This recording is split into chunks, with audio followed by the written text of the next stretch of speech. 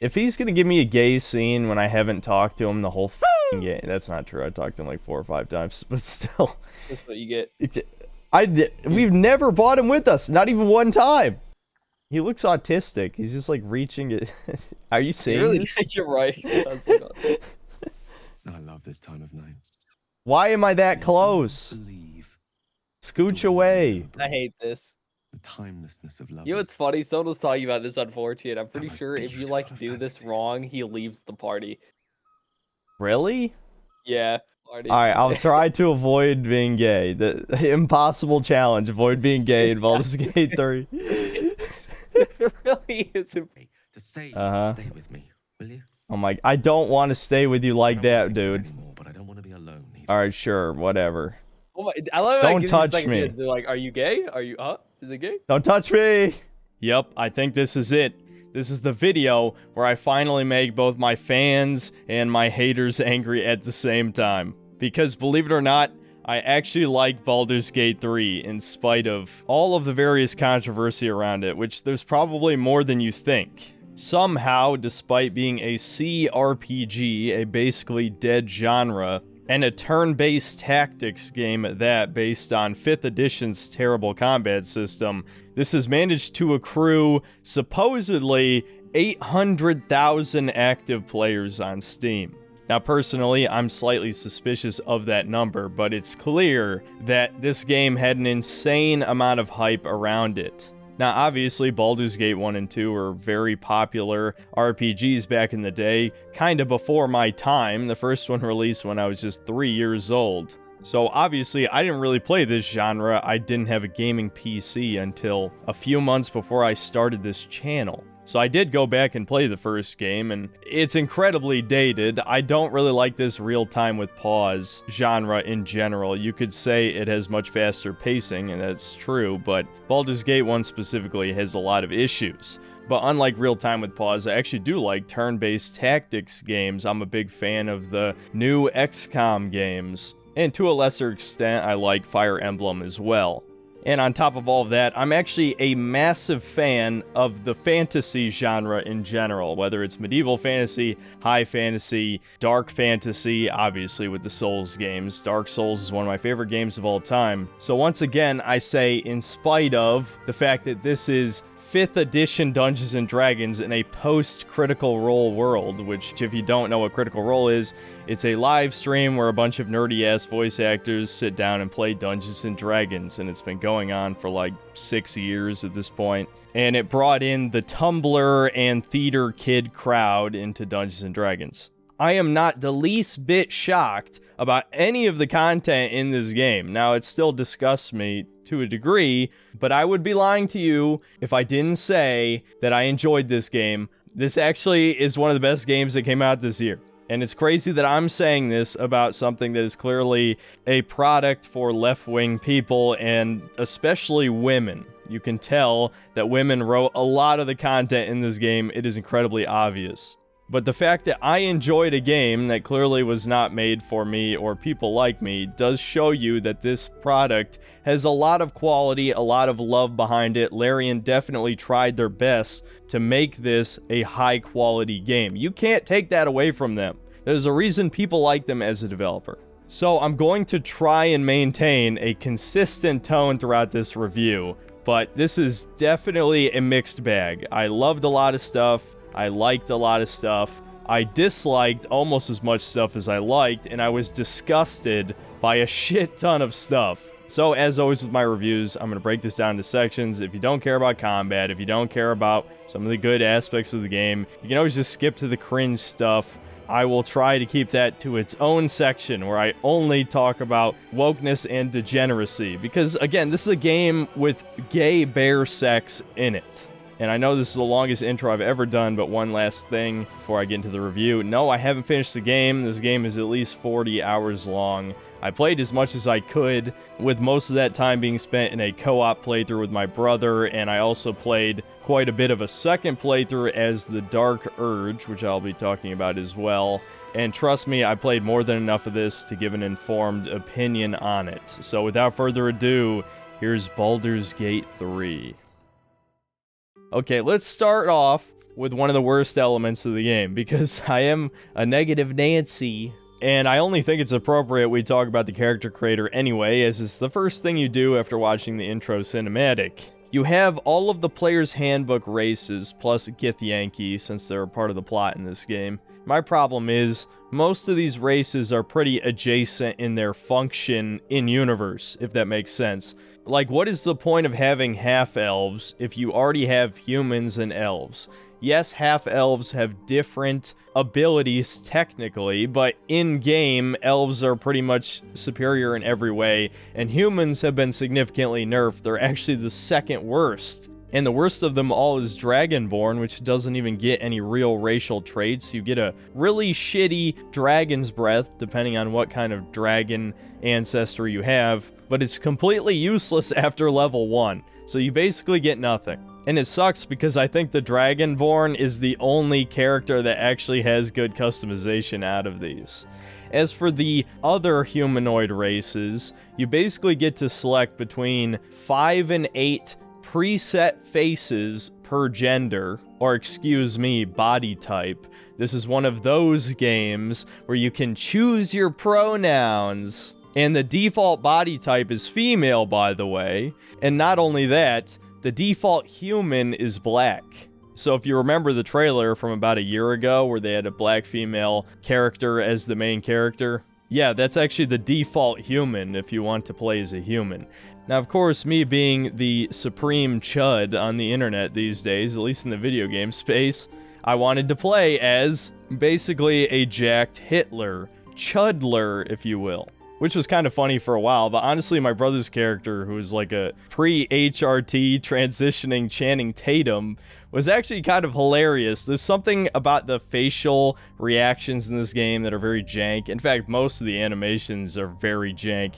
To be clear, this is not a AAA game. I knew that going in. Larian is a middleware studio, always have been. Now, they expanded to make this game, and it is even further beyond the scope of any of their previous products, but it's clear that the animation team, at the very least, is not up to AAA standards. So to get back to character creation, you get to pick one of these limited faces. You don't get to customize them in any way. So basically, you just pick whatever resembles your race. There's only 1 or 2 faces per real-life human ethnicity, to put it that way, right? And this applies to the non-human races as well. Now, for half-elf, that's fine. But why the hell are there black, Hispanic, Middle Eastern, Asian, elves, gnomes, dwarves? It's fucking stupid!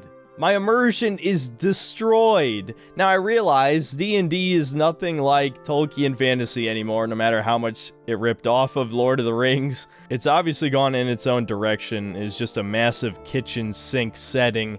But to get back to the point, there's no geographical consistency in this game. I'm starting to wonder if most leftists even know where other races came from, why there's people with different skin tones, because you're going to see all of them in the same area, and different species too. What the hell is it with the Sword Coast and all of these different species of humanoid being culturally almost exactly the same and living together in harmony? Well, again, the noticer in me wants to say that this is the globo homo end goal. They want to erase all culture and have us all live together and be weak and subservient to them, of course.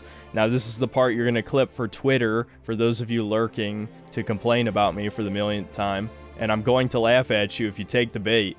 At the end of the day, this is all just virtue signaling. They want to make sure that no matter what you look like or what your genitalia is, you're represented in this game. And speaking of genitalia, you can, in fact, make a trans character. There are different genital settings, and there are even sex scenes in this game. But in any case, the animations look fucking terrible anyway. I'm gonna try and show a little bit of them, but the video might get age restricted. We'll see what happens. Alright, no more tangents. Time to finish up the character creator. So there are a variety of different hairstyles you can have. You can make them any number of colors. You can have highlights in your hair. You can customize your eyes, facial hair. You can have makeup. You can have face paint. But the problem is, if you can't change the faces beyond a few options, then all your characters are going to end up looking the same anyway. It is way easier to make a horrific abomination in this game than to make something anybody would actually want to play as. Not to mention, nobody is ever going to play as a halfling or a gnome in this. They gave them giant heads. They actually have the proportions of a real-life little person. That is not what hobbits are supposed to look like. But I think both you know and I know exactly why they did this. It's because they didn't want to be accused of making animated CP, because I guess if you're a small person, you resemble a child to left-wing people for some reason. You can have gay sex with a bear, but you can't romance a small person. Now, the one good element of the character creator is the character classes. On top of having all the player's handbook classes, you also have a few subclasses for each one. So that's probably the biggest element of replayability in this game. Now, a lot of the fan favorite subclasses are not in here. Like, there's no Hexblade Warlock, for example, and I'm not going to name any other ones, but you can see the class list here. There's some notable ones missing. But I'd still say they did a good job implementing a lot of the cool ones. But that's the only element of the character creator I actually think is good. And I get the feeling that some people are going to downplay this and say it doesn't matter that Baldur's Gate 3 has a shitty character creator, but it absolutely does. This is a Dungeons and Dragons game. What is the whole point of playing the tabletop with your friends? Oh, you get to make whatever character you want in your head, right? Obviously, they could never match that in the game, but the fact that it's not even half as good as any other character creator in an RPG is really just an embarrassment.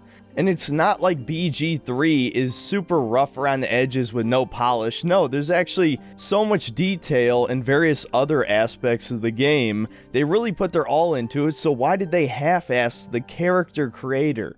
Okay, now moving on to the basic story. I'm going to try not to spoil anything that wasn't already in the early access or in any of the trailers. If you have a problem with me spoiling those things, this is the point where you skip to the conclusion, I guess. Now, the opening scene is actually pretty strong. This is a great plot hook. You get abducted by a mind flayer ship, you get tadpoles inserted into your eye, so you should be transforming into an illithid any moment, but for some reason you do not transform, and so you need to fight your way out of the ship as it flees from Githyanki that have followed it into the prime material plane, and later Avernus, the first layer of hell. And very shortly, you meet your first companion, Lae'zel, a warrior from the Githyanki tribe, and weirdly enough, she is one of the more attractive females in this game. Most people are off-put by the tiny upturned nose, but aside from that, she actually has some of the more feminine features out of all the player characters. Kind of strange. Now, her personality is nothing like that. She is incredibly abrasive. If I had to sum her up, she's basically just female Vegeta. She despises weakness. She wants to be as strong as possible. But unlike Vegeta, she strictly adheres to the Githyanki protocols. But yeah, they're a warrior race, but for some reason they have a queen. Larian obviously didn't make that up. That is a true to the lore D&D thing. And the Gith race fight in the astral plane, which is space, against the mind flayers which had enslaved them in the past. So Lae'zel actually got captured and also had a mind flayer tadpole put inside her, which you see in the intro. So the two of you link up and team up to hopefully escape and get a cure from the Gith race. At least that's the setup for her side quest. And along the way, you find Shadowheart, a half-elf cleric of Shar, and Shar is an evil goddess. And Shadowheart is basically going to be the chosen waifu for all the normies playing this game. She's the Miranda, but unlike Miranda, she's not as attractive because you're not allowed to have super attractive characters anymore. She kind of has a cute face, but something was off about her, and it wasn't until I saw this meme right here that I understood why. Every AAA game stretches female faces and enhances their jaw to make them have a masculine face. Now again, the noticer in me is going off, but I'm not going to derail this plot synopsis just yet. To sum up Shadowheart's personality, she is a female chud. I wish I was lying. She literally gives the chud face throughout this game multiple times. She's constantly frowning. She's passive-aggressive. She's only slightly evil, but not truly evil. She has a heart of gold. It really is just a chud, dude. But whatever, at least she looks normal if you're the type of boring person that has to have sex with something that completely resembles you in a fantasy setting. This is also where we get our first interesting party dynamic between characters. Lae'zel and Shadowheart hate each other. Why?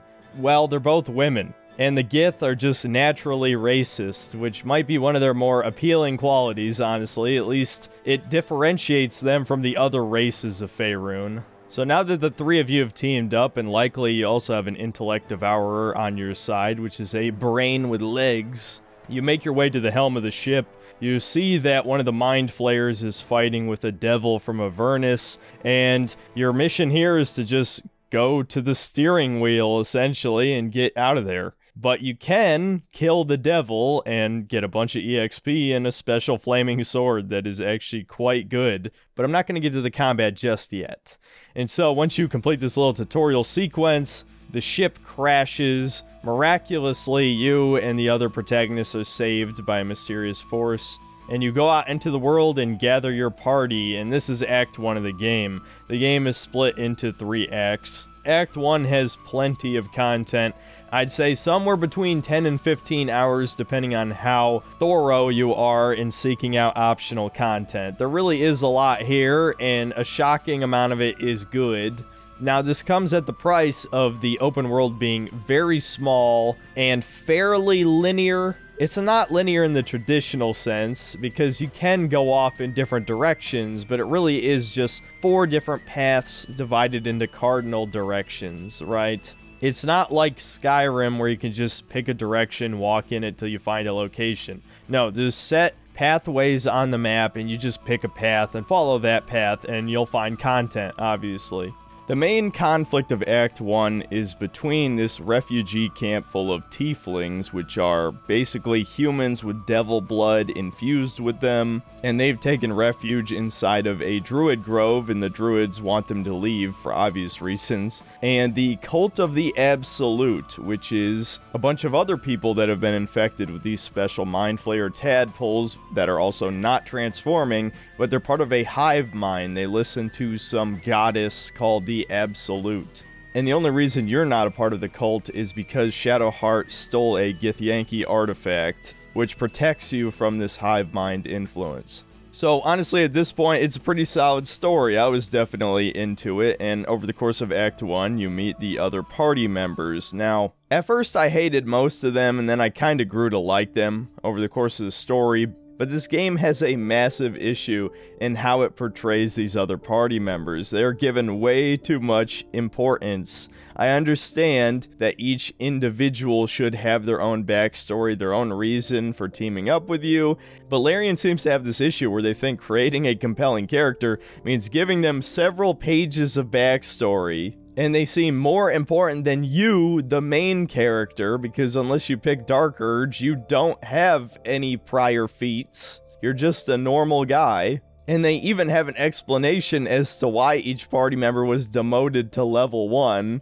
The tadpole somehow did it. So in the case of 3 of your party members, they actually were complete badasses before the story of this game. So let's just briefly touch on each of them, because otherwise this video will be way too long. The first of the new party members is Astarion, who is very obviously a vampire. The only reason that the player characters don't know is because vampires aren't supposed to be able to survive in direct sunlight, but the tadpole somehow cured him of all of his issues. Now, he's not just any vampire, he's a vampire spawn, which means he doesn't get any of the cool powers of a vampire. He's basically a slave. Now, the problem with Astarion is that he is a walking young adult novel stereotype. He's super flamboyant, comes onto your character immediately, and he just talks like a stereotypical gay dude. It's very obnoxious at first. Now, on my co-op playthrough with my brother, I just killed him as soon as he tried to suck my blood, because I was playing as a paladin. Paladins vanquish evil. But when I was playing my evil character, I actually took the time to get to know him, and he's really not that bad. He has a pretty good sob story of being treated like absolute shit by his vampire lord master, having to suck the blood of rats and drink sewer water, and he has a weird kind of charisma about him in the sense that if you're playing as a girl character, you could totally see him being that gossipy gay dude who wants to talk about all the boys, or, you know, if you play as a dude, he wants you to talk about having sex with the girls. So I don't know, in a weird way, I ended up kind of liking him. So immediately after you find Astarion, you meet Gale, and he's actually a straight white male, but not actually straight, because every companion in this game is player sexual. But I guess because he's a straight white male, the woke developers thought in their heads they had to make him special, make him stand out somehow. Whereas to a normal person, just seeing a normal guy makes them more relatable than everyone else you've met so far. But no, he was a god tier archmage who had sex with the goddess of magic. I wish I was making this up. This feels like a dog shit backstory that some player would bring to your table, dude. Like one of the many horror stories you can listen to on YouTube. And they unironically put it into a video game.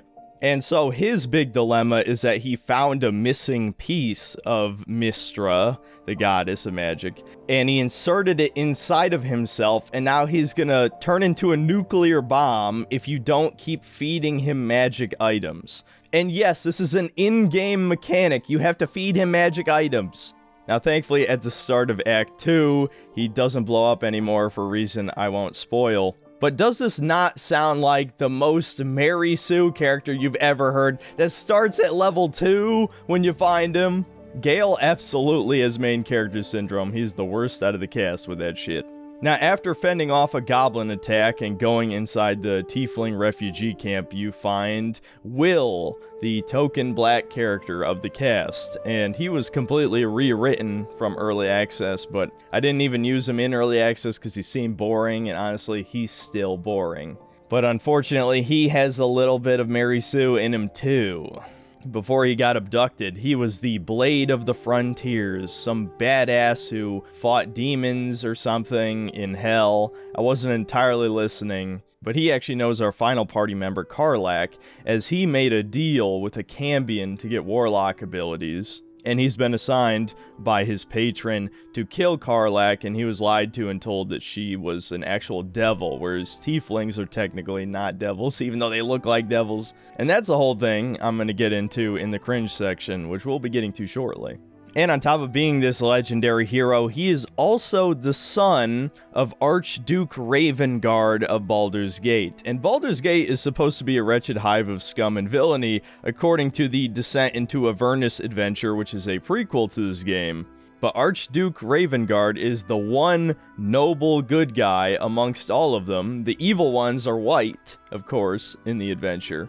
So I'm sure that's a coincidence. And then on top of all of that, if you take Will along with you, with other female party members, he hits on them and they like it. Even Lae'zel considers having sex with him. I have no idea if she does. Thankfully, I never saw anything like that, but NTR is certainly a fetish amongst the developers. Not shocking. And then we get to our final party member, Karlach, aka Best Girl. Now, I've heard some people talking shit, saying that she's the Reddit character, some Tumblrista's self-insert, because it's a giant strong woman who also is girly and says stupid Reddit jokes and puns and is horny and says a lot of swear words. And you know what? I'll be honest, you're kind of right. Oh, I love this time of year. The dickheads start popping up wherever you look.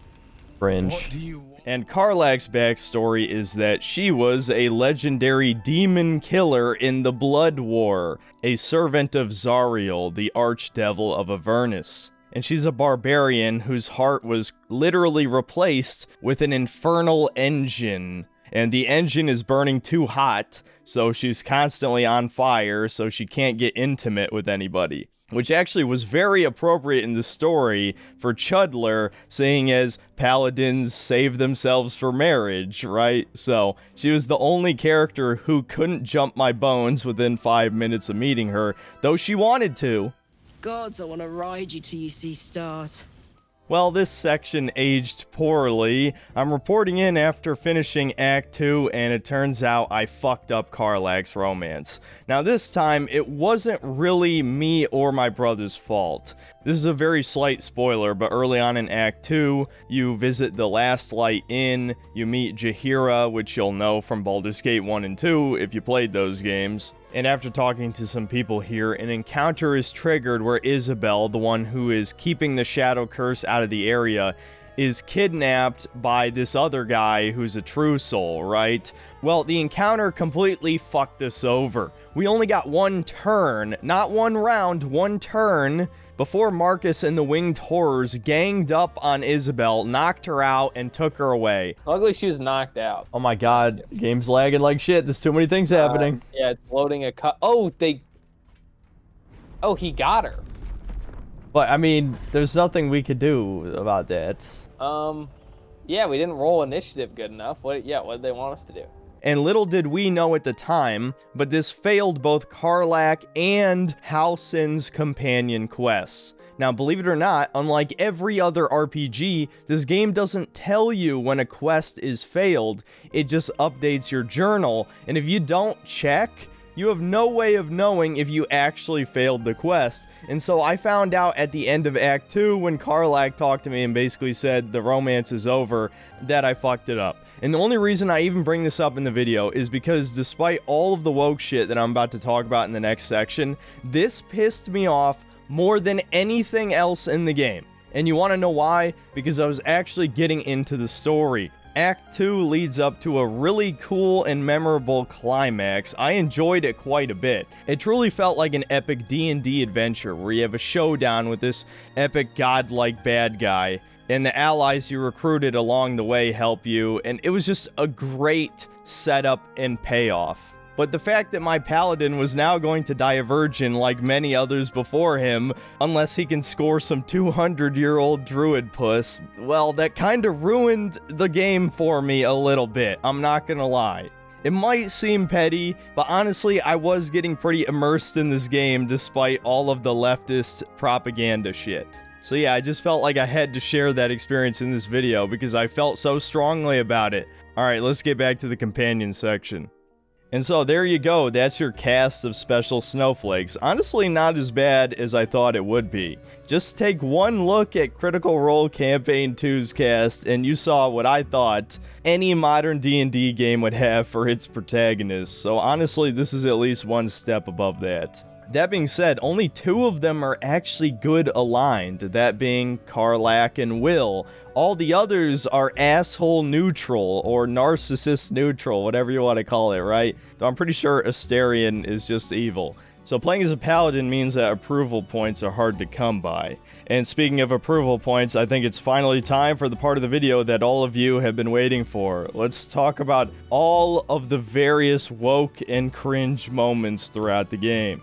There are some people that will honestly try to tell you that this game is not woke. Those people have no idea what woke means. But I already talked about this in my Escapism is Dead video. To put it shortly, woke is referring to cultural Marxism, or intersectional feminism, or progressive ideology, any of those things. Woke does not mean that it's so utterly repulsive and disgusting that I don't like it, right? People think something has to be as extreme as Velma to be woke. That's not what woke means. Woke just means any left-wing propaganda is in it. So anyway, let's get to my long list of woke and cringe moments from this game. Now, some of these things I covered earlier in the video, so I'll just bring them up again briefly, but I wanted to have everything in one section so that you could just come to this part of the video and be entertained and be able to determine whether or not you could tolerate buying this product. Okay, once again bringing up the character creator. Just to remind you, the default human character is a black woman. You can choose your pronouns, including non-binary. Body type 1, the default, is female, and you have to change it to be a male. You can make a trans character, which means putting a penis on a female body or a vagina on a male body. Now moving on to the companions. Everybody in this game is horny as fuck.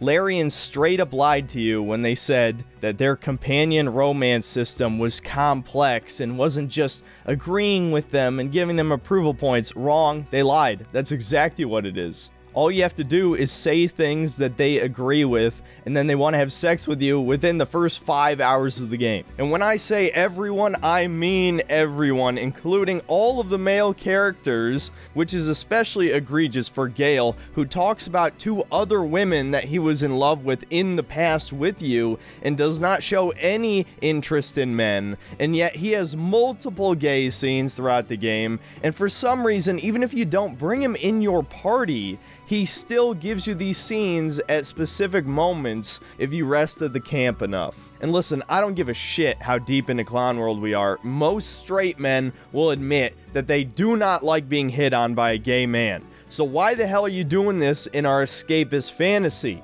And the worst part of most of these scenes is that over half of your dialogue options are variations of your character hitting on the other characters. It does not account for your gender or sexual preferences, since that's not even an option in the game. And so it's hard to actually not be gay if you're talking to the male companions. And of course, I have to bring it up for the 3rd time in this video, that the druid Halsin, which you rescue near the end of Act 1, can have sex with you in bear form. Again, I don't even need to talk about this. Any normal person knows how fucked up that is. Do I really need to talk about how bad bestiality is? Now, moving on to the world itself, like I said, it is extremely diverse, cartoonishly diverse. Not only are you going to see all the different player species living together in harmony with no significant racial differences except the Githyanki. They're the one foreigner race that's actually allowed to act differently because they're from a different plane of existence. But also, all of these races have several different skin tones in the same geographical area. And different phenotypes too. It wasn't just, oh, this guy got a tan. No, there are straight up black elves, black dwarves, etc., etc.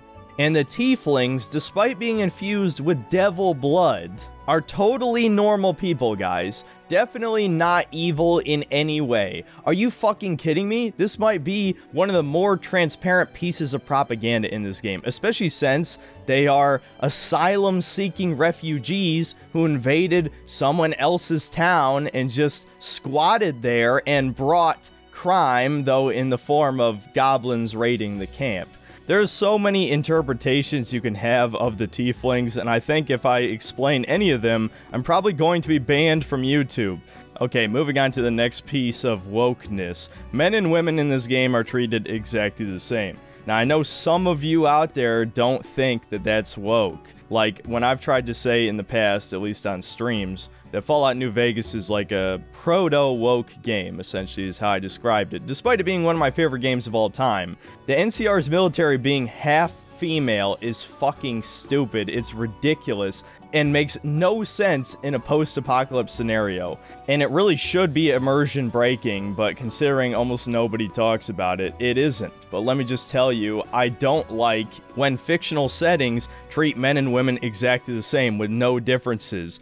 And it essentially just means that women act like men. That's what it means. There's no feminine women anywhere to be seen. And that was definitely true of New Vegas, and it's true of this game as well. A great example is the Flaming Fist, which is a band of mercenaries that are also the guards in Baldur's Gate. When you visit their headquarters, which is on fire after a goblin raid, almost every NPC there is a woman. And of various different ethnicities too. It almost looks cartoonish. And immediately after that, where you meet some Githyankies with one riding a dragon, the Flaming Fists there too are incredibly diverse as well. I feel like I'm losing my mind. Does this really not look ridiculous to anybody else? What woman would willingly risk her life every day for pennies? Because that's what being a mercenary is. You go out and you kill monsters or people even. And like I said, Baldur's Gate is supposed to be a crime-heavy city, and the guards are supposed to be corrupt. Does that sound like a job a woman would take up willingly? But again, there's no differences between men and women in this. Another good example to bring up your party again is that all the female characters are martial classes except Shadowheart, who can go into melee when she needs to, and then all the men are predominantly casters. So the women are the physically strong characters, and the men are the mages. Definitely not Subversion, guys. And I can't believe I almost forgot this, but one of the most egregious examples of degeneracy in this game is that not only can you kiss a goblin's foot, you can lick his toe. What the actual fuck, Larian? Are you kidding me?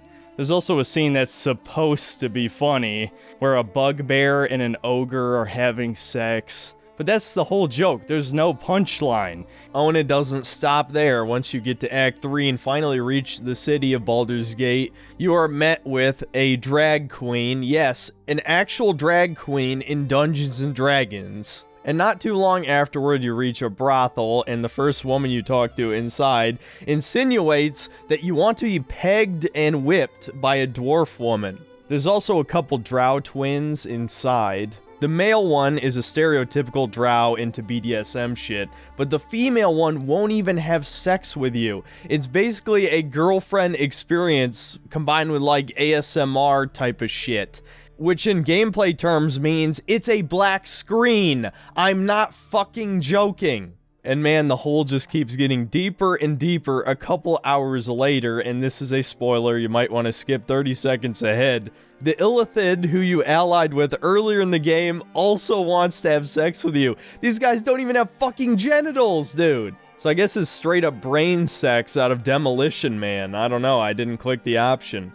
I think some people are going to claim I'm exaggerating when I say this, but I think this might just be the most gay, non-pornographic game that has ever been made. Truly modern gaming never ceases to amaze me. The funny thing is, originally at the end of this section, I said, well, it's not actually that woke in the grand scheme of things because the game is over 40 hours and so the content's spread kind of thin. But honestly, the more I played the game, the more ridiculous and over the top and just straight up degenerate the game becomes, that it is kind of annoying and it does sour the experience.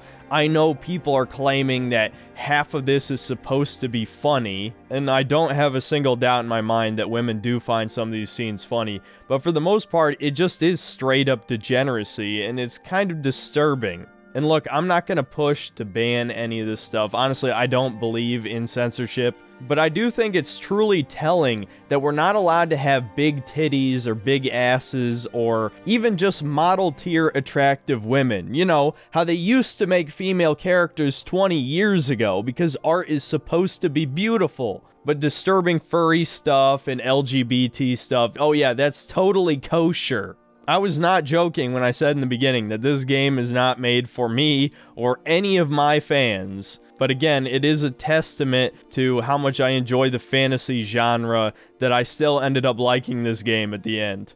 It is still a very enjoyable game, and speaking of enjoyable, I think it's time we finally get to the combat, because that's probably the most mixed aspect of the game. On the one hand, it's better than I thought it would be, because 5th edition's combat rules are not very good, and Larian homebrewed a lot of stuff to make it more engaging, especially for martial classes. But I'm not going to go into super deep detail about the combat because it would take too long to explain the rules of 5th edition, so I'm just going to assume that you've either read the player's handbook or you at least understand tactics games well enough to understand what I'm talking about. Combat makes up a shocking amount of this game, like well over half. You would think an RPG would have a lot more talking, and there is plenty of dialogue in the game, that's for sure, but a lot of encounters just end in a confrontation of some kind. And so the basic gameplay is essentially like XCOM, or really it's like Divinity Original Sin 1 or 2 if you've already played those, but with a 5th edition rule set on top of it. So if you just combine XCOM and Divinity Original Sin in your head, that's pretty close to what this is. Now the problem is, it's kind of the worst of both worlds in some cases. Especially, it has the XCOM curse to a T. That being, you having an 80 to 90% chance of hitting, and then you miss 2 or 3 times in a row. You know, the type of shit that makes you rage quit and load a save, right? There's plenty of that in this game. When I was streaming it as a paladin, despite having advantage and bless, I still only had like a 75% chance of hitting a lot of enemies, and I missed so many fucking times. And as good as paladins are, you still have to hit the enemy to dump all of your divine smite into them to get that super high damage number, right? And the early game is just full of missing, dude, because you can't really stack buffs as well. This is definitely a game where buffs are powerful, but because of the concentration mechanic and the fact that the AI is, well, probably smarter than it should be, if we're being honest here, it will always target the caster, and if the caster takes damage, they have to make a roll to check for concentration, and if they fail, they drop the spell, right? And NPCs are fucking cowards in this game. Almost every combat encounter has enemies with ranged attacks, so if you're playing as a martial-only class, you're fucked if you don't have a crossbow equipped. That was something I learned in the early game. In a real D&D game, you being a paladin and just oonga-boongaing everyone would be completely fine because the enemies are always within 30 feet of you. The game is all about dice rolls because, well, D&D is about dice rolls, and that doesn't really make for a satisfying combat system if you ask most people.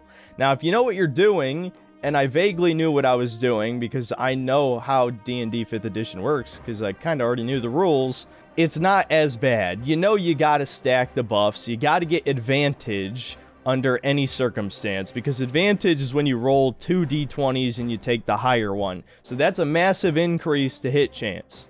Now, there's a few major problems with 5th edition's combat that were not fixed in this game. The first of which being that healing is way too underpowered. There is no way to heal even 1 round's worth of damage in combat with a healing-focused cleric. And so you might think healing is useless.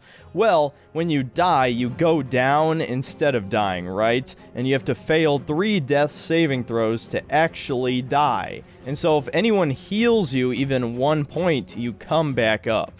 So in reality, healing is only useful to bring people back to life or to heal in between combat encounters. Now, to balance this out, you lose your action if you've been brought from the brink of death, but you still get a bonus action, and bonus actions can be pretty powerful depending on what class you're playing as. So it does balance it out a bit, but it also starts what is called a death spiral, where once a couple of your buddies have gone down, then your chances of winning the fight are significantly lessened. And so someone might logically come to the conclusion that healing is kind of fucking pointless, and you might as well just bring 4 damage dealers. And I think even Wizards of the Coast realized this because they gave the cleric a shit ton of really powerful support spells so that you would bring them anyway.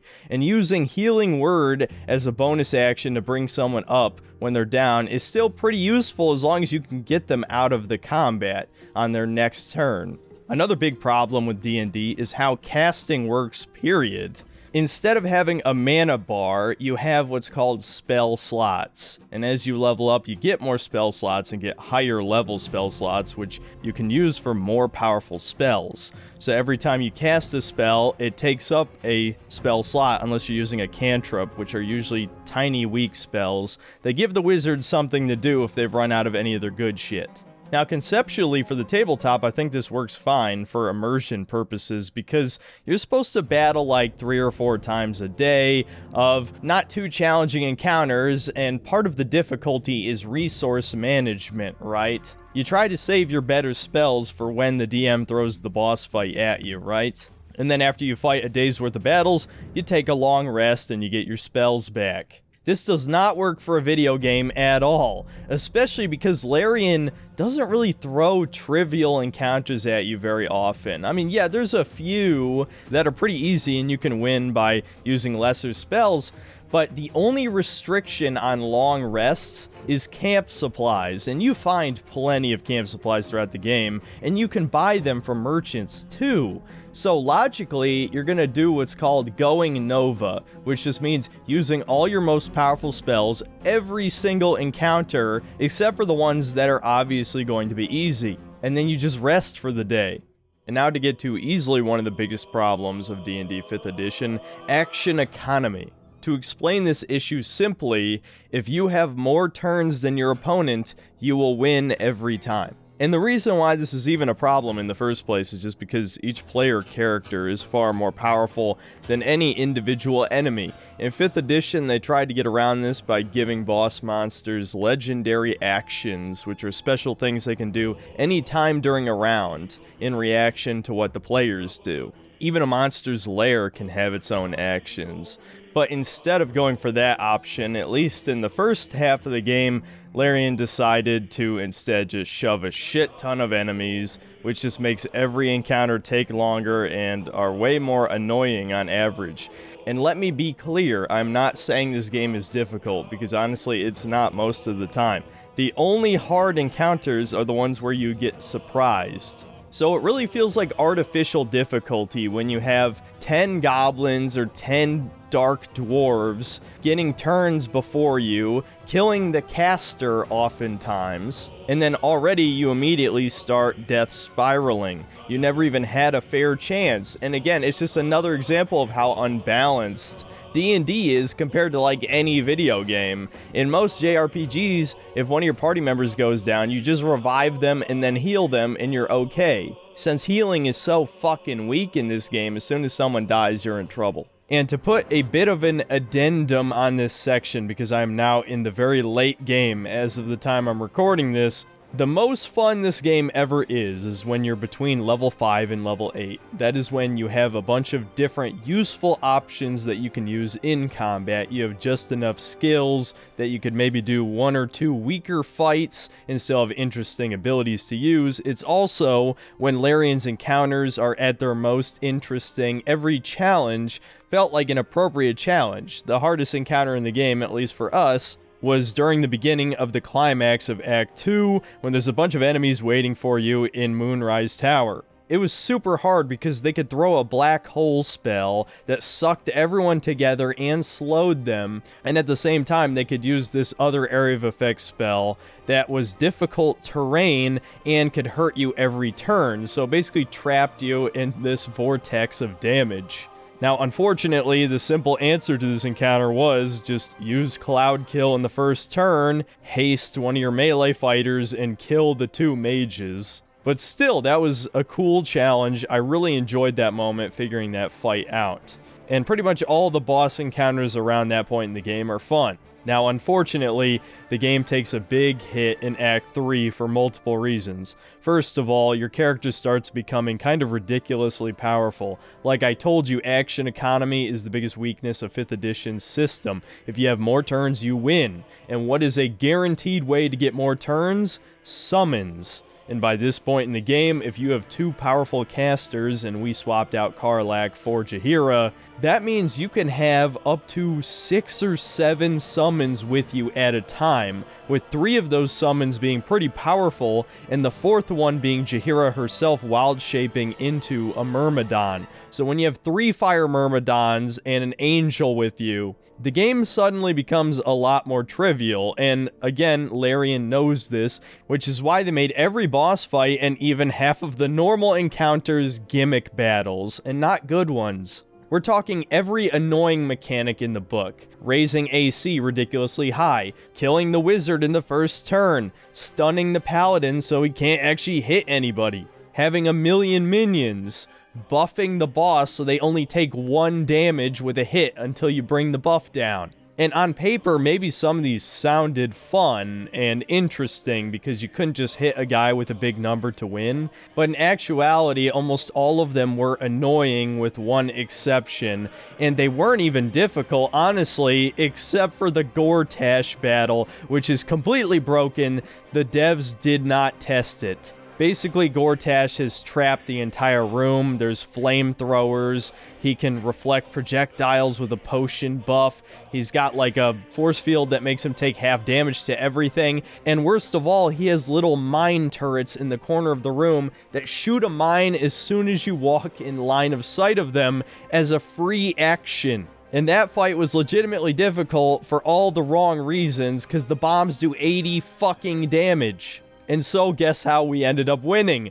Gortash blew himself up multiple times. The AI straight up walked into the bomb radius and blew them up, and we won the battle. It was extremely anticlimactic. So at the last minute, I decided to add this little addendum to the video just in case anybody thought, well, he's in the early game, he doesn't know what he's talking about. No, the combat doesn't really get any better. It's at its best right in the middle of the game, if you ask me, and then Act 3 is a fucking mess for multiple reasons that I'll get into in the next section.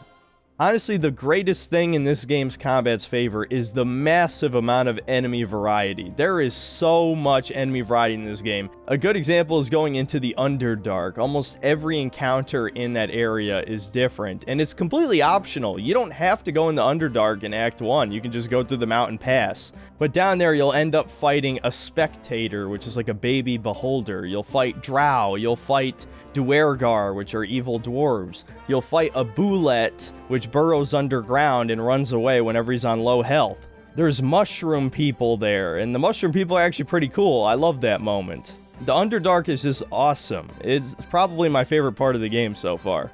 And like I said, completely optional. That is a real highlight. I can only give compliments toward that. That is exactly the type of gameplay stuff I love.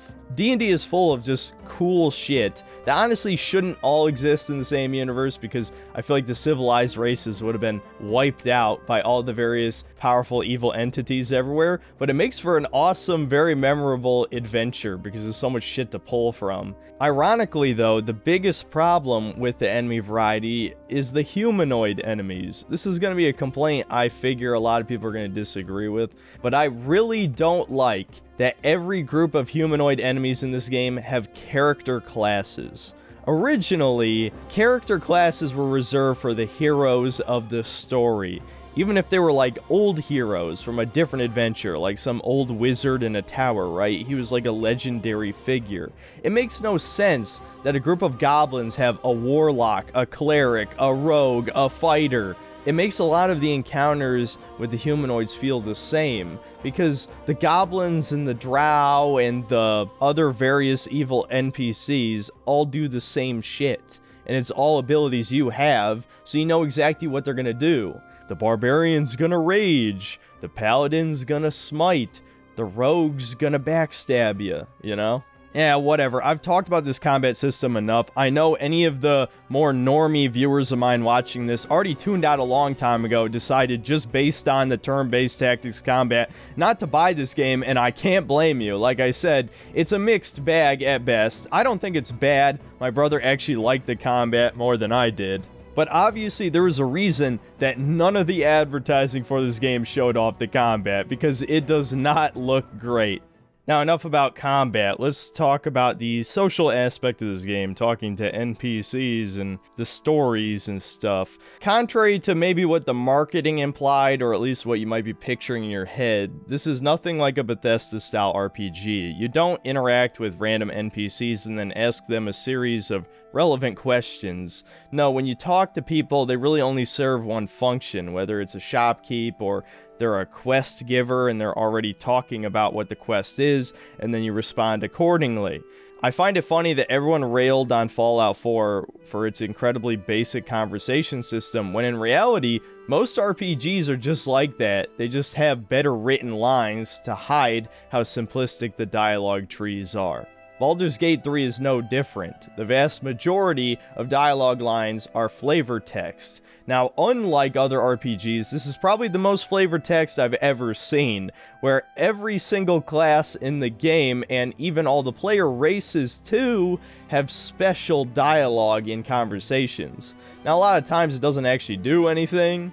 Maybe it'll give you more approval with one of your companions, or disapproval, and sometimes it gives you advantage on rolling like a persuasion or intimidation or deception check, but I think that's about the extent of it.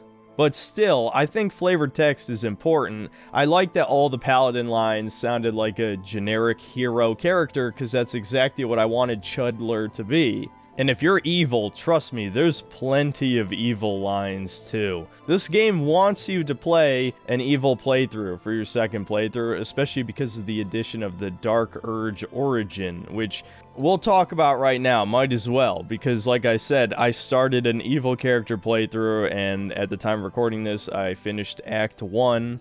So what the Dark Urge is it's a custom character, but you have amnesia and you have this murderous desire in your head and you have no idea why. And what this does is it gives you a number of unique interactions, mainly in the main story. I didn't really see side quests giving you significant Dark Urge options. You still had flavor text, but the Dark Urge scenes are during the main story, right? So something you may have seen before the game came out is when you meet Gale, instead of pulling him through the portal, you can chop his hand off. You were supposed to lend a hand, not take one. Another example is the bard that is living in the Tiefling Grove will come to find you after a certain amount of time, and if you let her join your camp, then you murder her in your sleep. And I have no idea how many scenes are like that in the game. It seems kind of sparse, but still the ones that are there are pretty interesting, and it gives you a good excuse to pick all of the evil options so you can kill two birds with one stone, right? I certainly wouldn't recommend doing it for your first playthrough unless you want to be evil the first time around, because being a murder hobo seems incredibly fitting for the Dark Urge.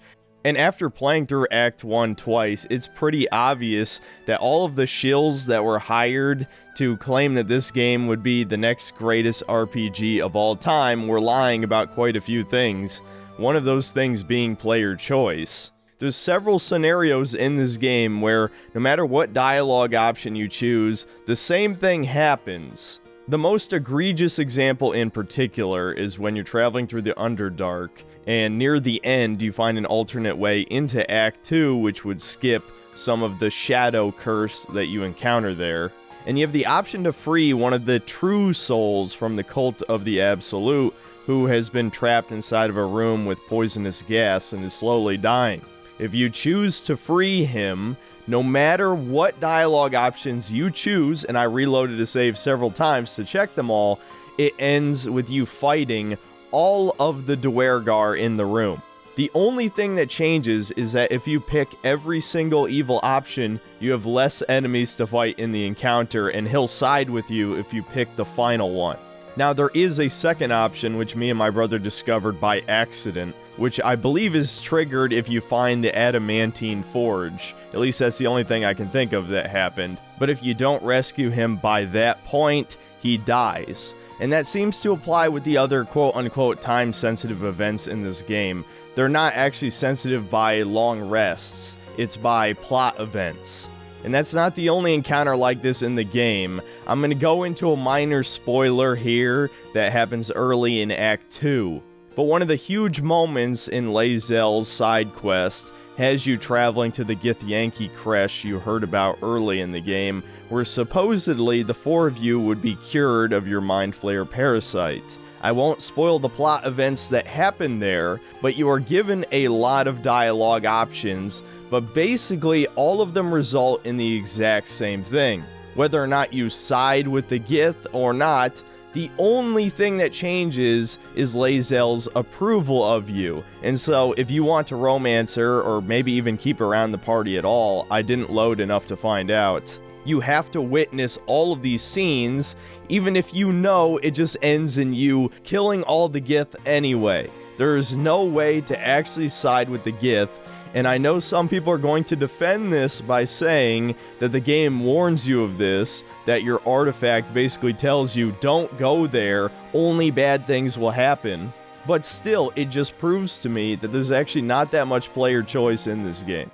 Now, I know I've already talked about a bunch of spoilers at this point, but I'm going to talk about a few more as I'm now near the end of the game. And I gotta say that Act 3 is a huge drop-off in quality. Larian definitely bit off more than they could chew here. It was already a very strange design choice to have the one and only major city in the game be in the last third of the game. But it's even more weird that all of these enemies are scaling with you throughout the game. Now, to people like you and me who play video games a lot, it might not seem that strange that when you're level 8, you're going to fight level 8 enemies. But in D&D, you have to understand that being level 8 is already being like a famous hero. You've already made a name for yourself, gone on some grand quest, and that's even reflected in-game as you've just defeated an aspect of Merkel, the Lord of Bones. and yet somehow you're going to fight members of the Thieves Guild and random cultists who can actually take you. To put this into perspective, a dozen thieves could realistically take on an adult red dragon in this game. And some of you are going to say this is just nitpicking, but it honestly is kind of immersion breaking for me, that despite this huge climax in Act 2, like I've said a couple times already in this video, the stakes feel drastically reduced as soon as you get to Baldur's Gate. You're doing shit that level 1 adventurers do, like exploring around in sewers and fighting slime, or an army of zombies or skeletons, or again, cultists. These are supposed to be level 1, level 2, level 3 enemies. And to make matters worse, despite being in a city where you think the most amount of social interaction would take place, there's actually more encounters in Baldur's Gate than any other area in the game, and a lot of them are complete fucking dog shit, as I was talking about earlier in the combat section. But not just the boss fights. The worst encounter in the entire game is in a fucking haunted house. You end up fighting 30 ghosts in magical skulls that can curse your character and stun them and deal damage every turn, and the ghosts turn invisible. So I hope you got the eye that lets you see invisible creatures early in the game. And it just wasn't fun. It was the longest fight probably in the entire game, at like over 40 minutes, because we actually had to seek out where some of these ghosts were. They were hiding in like every room. It was dog shit. And I feel like the more I think about it, the more complaints I can think of. Another one is, we reached max level less than halfway through all of the content in the chapter.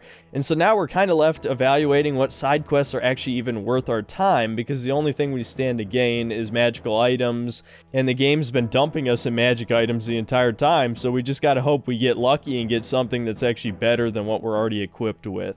Another thing is, Act 3 is straight up glitchier than the rest of the game too. We had multiple quests bug out and we straight up can't complete them anymore. It just won't do the trigger correctly. There's all sorts of little minor bugs related to hitboxes, and there is a massive list of minor bugs that this game has. I'm not going to go through a bunch of them. It's not really worth it, but just know that this has that Euro jank feel. Sometimes shit just doesn't work. The pathfinding is particularly egregious, which can fuck you over during your turn if your character is trying to find an angle to shoot an enemy, or you have to move a certain amount of spaces to teleport, and then you take an opportunity attack, etc., etc.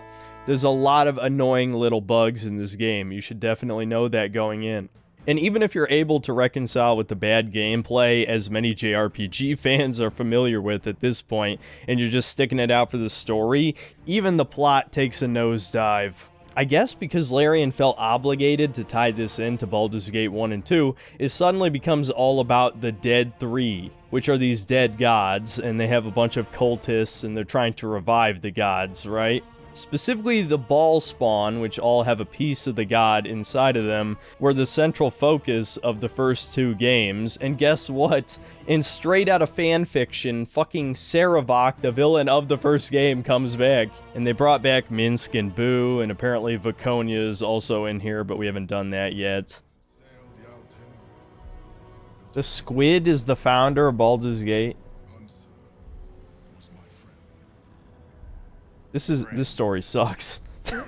So the fanfiction part is kind of cringe, and there's just too much going on in the city of Baldur's Gate. It feels like there's someone trying to kill you around every corner, and you could say, well, that's the point because it's a crime-riddled city. But no, it's worse than that. There's like actual evil entities like vampires, ghosts, an army of grease monsters, and of course, over 100 cultists. And if you count the Thieves Guild, there's probably more evil people in Baldur's Gate than there are normal people with normal jobs. How the hell does this city function? And honestly, I could swallow all of this ass pulling if it wasn't for two things. One, the constant combat encounters completely kill the pacing. And two, the story up until this point was about the Cult of the Absolute, the Githyanki, and the Mind Flayers, right? But suddenly, once you get to Baldur's Gate, it becomes all about these three dead gods and their cultists. And it feels completely disjointed, like it was two stories that were stitched together, and it kind of takes you out of the experience. So anybody telling you this game is a masterpiece, it's one of the greatest RPGs of all time, they clearly did not play into Act 3. The amount of people who probably reviewed this only playing Act 1 and maybe some of Act 2, it's gotta be all of them, dude, because anybody who's played Act 3 can see the flaws easily. Now, I know I've done a lot of shit talking about this game, as I do with a lot of games. If you've been around here on the channel, you know how it is. So you might be wondering, how the hell do I actually like this game if I've talked so much shit about it? Well, like I said, I really like fantasy settings, period, and I do like tactics combat, even though the combat in this game isn't that great. And also, the companions grew on me over time, and the game throws so many different unique scenarios at you that while I would argue it definitely isn't replayable because you're going to be just doing those unique scenarios in a second playthrough again, the only difference is you might see some new ones if you missed a few the first time around, especially if you're playing in co-op. It's very easy to miss stuff. But all of these elements culminated in a very memorable experience. Most modern games are forgettable as shit. You know, I play them, I review them, and then a week later I've already forgotten half the game, which tells you that almost nothing that releases is a masterpiece, considering after all these years we're still talking about Ocarina of Time or BioShock or Half-Life 2. You can name any number of games that are legendary that people still talk about over a decade later. But this game, a lot of elements are sticking out in my head already, so while it's certainly not a masterpiece by any stretch given its numerous flaws, it definitely is one of the better games that's come out in the last few years. I just want to make that clear if it sounds like I'm shitting on this game too much. And the final thing I'll briefly mention, since I haven't mentioned it in a video in a while, is that the soundtrack in this game is actually pretty great. Now, it's not like top tier amongst RPGs. I think a lot of old JRPGs have better soundtracks than this game does, but it is definitely worth a listen. It got me immersed, it improved my gameplay experience, and that's all I really ask for from a soundtrack. Most modern game soundtracks are completely forgettable Marvel movie, epic orchestra slop. This game does not have that. It actually has a pretty great soundtrack, and that's pretty much all I gotta say on that front. So in conclusion, should you buy Baldur's Gate 3? Only if you have a high tolerance for wokeness and you like tactics RPG combat. If either one of those is a deal breaker for you, don't buy this game, period. I'm not going to shill this. There was a massive shill campaign around this game, probably worth its own video, or at least a side subject in a different video, but I decided I wasn't going to talk about it in this video because I just wanted to cover the game, right? That's more important than the shill campaign. You shouldn't fall for that shit anymore. Never pre-order, never buy day one, watch reviews from trustworthy people. I know there's not a whole lot of those left on this platform anymore, but I will tell you, this is a good game. It absolutely is one of the best games that came out this year. My brother, who hates modern video games, actually likes this game. So it has his seal of approval, at least, and it has mine to a degree. Now, the difference between me and my brother is that I didn't like the combat as much. I wanted to talk to more NPCs, because some of the interactions are pretty cool. But a lot of them are also cringe, so it was kind of like 50-50, right? And he just wanted to go in and blow up everyone with a fireball, and that's fine. But this game does have a lot of stuff that will appeal to a lot of people, and as far as the goal goes of making a Dungeons & Dragons 5th edition video game, I think they absolutely succeeded in what they sought out to do. The problem is that modern D&D is woke as fuck. I saw some people on our team jerk off the D&D movie that came out earlier this year, and it was full of subversive crap. Yeah, okay, the ultimate message was about a father and his daughter. That's definitely better than I would have expected out of a modern movie, but I'd say the rest of it was pretty fucking cringe. And it had the same problem that this game and D&D as a whole have now about things being incredibly diverse for no reason, and it just breaks your immersion completely. People were complaining about that stuff with Rings of Power and with The Witcher. Why is it not okay to complain about it with Dungeons & Dragons? It's the same fucking thing. Actually, it might be worse in Dungeons & Dragons than it is in even Rings of Power. So yeah, while I enjoyed this game, it is definitely a mixed bag. There's a lot of things in here my audience will not want to see, and you're gonna see it if you play it. Like I said, all the party members are horny as fuck. They're gonna try and jump your bones if you talk to them 3 times, because that's the state of modern relationships, I guess. It's what happens when you have women write the romance. So I guess I give this game like a half seal of approval. It completely depends on your tolerance for wokeness, but I enjoyed the game. I did, and I'm gonna finish it. If I'm gonna finish a game, that's how you know it's good. Otherwise, I just quit after the review, because fuck it, what's the point? So I can't believe I'm saying this, but I hope that Larian makes DLC for this, because I want to keep playing. I want to see more of the D&D world, and hopefully my own D&D game actually takes off this year. That's something that I'm probably going to be doing for fun. I doubt it'll turn into content, but it has inspired me. At least the hype around this game has, and now after playing it, yeah, I want to play some D&D, and if that was another side goal of this game, I count that as another success. So, that's about it. See you next time, guys.